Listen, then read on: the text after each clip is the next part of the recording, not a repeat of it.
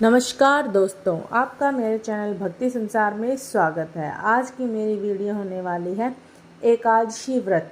जो एकादशी व्रत है उसकी उत्पत्ति कैसे हुई, इसकी पूरी कहानी मैं आपको आज इस वीडियो में बताने वाली हूँ। तो एकादशी का महात्म्य और जन्म की कथा भगवान श्री कृष्ण ने युधिष्ठिर को सुनाई थी कि सतयुग में एक महाभयंकर राक्षस मुर नाम का प्रकट हुआ। उसने अपनी शक्ति से देवताओं को विजय किया और अमरावती पुरी से नीचे गिरा दिया। बेचारे मृत्युलोक की गुफाओं में निवास करने लगे और कैलाशपति की शरण में जाकर दैत्य के अत्याचारों का और अपने महान दुख का वर्णन किया। शंकर जी कहने लगे, आप भगवान विष्णु की शरण में जाइए। आज्ञा पाकर सभी देवता क्षीर सागर में गए। वहां शेष की शैया पर भगवान शयन कर रहे थे। वेद मंत्रों द्वारा स्थिति करके भगवान को प्रसन्न किया और प्रार्थना करके इंद्र कहने लगा, एक नाड़ाजग नाम का दैत्य ब्रह्म वंश से चंद्रावती नगरी में उत्पन्न हुआ। उसके पुत्र का नाम मुर है और उस मुर दैत्य ने हमें स्वर्ग से निकाल दिया है। आप ही वह स्वयं सूर्य बनकर जल का आकर्षण करता है, आप ही मेघ बनकर जल बरसाता है। भूलोक के बड़े बड़े कर्मचारी देवता सब शरणार्थी बन चुके हैं, अतः आप उस बलशाली दैत्य को मारकर हमारा दुख दूर कीजिए। भगवान बोले, देवताओं, मैं तुम्हारे शत्रु का शीघ्र ही संहार करूंगा। आप निश्चित होकर चंद्रावती नगरी पर चढ़ाई करो, मैं तुम्हारी सहायता करने के लिए पीछे से आऊंगा। आज्ञा मानकर देवता लोग वहां आए जहां युद्ध भूमि में मुर दैत्य गरज रहा था। युद्ध प्रारंभ हुआ, परंतु मुर दैत्य के सामने देवता घड़ी भर भी न ठहर सके। भगवान विष्णु भी वहां आ पहुंचे। सुदर्शन चक्र को आज्ञा दी, शत्रुओं का संहार करो।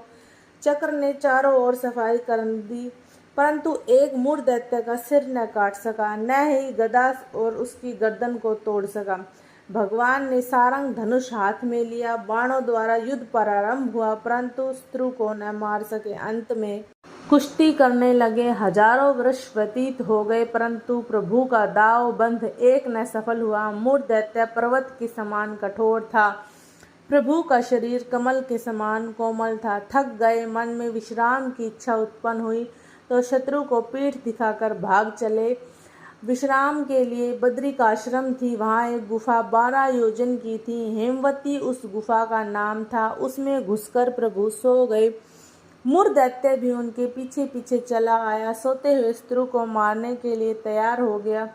उस समय ही प्रभु के शरीर से एक सुंदर कन्या उत्पन्न हुई, जिसके हाथ में दिव्यास्त्र थे। उसने मुर के अस्त्र शस्त्र के टुकड़े टुकड़े कर दिए, उसका रथ भी तोड़ दिया। फिर भी उस शूरवीर ने पीठ न दिखाई। कुश्ती करने के लिए कन्या के समीप आया।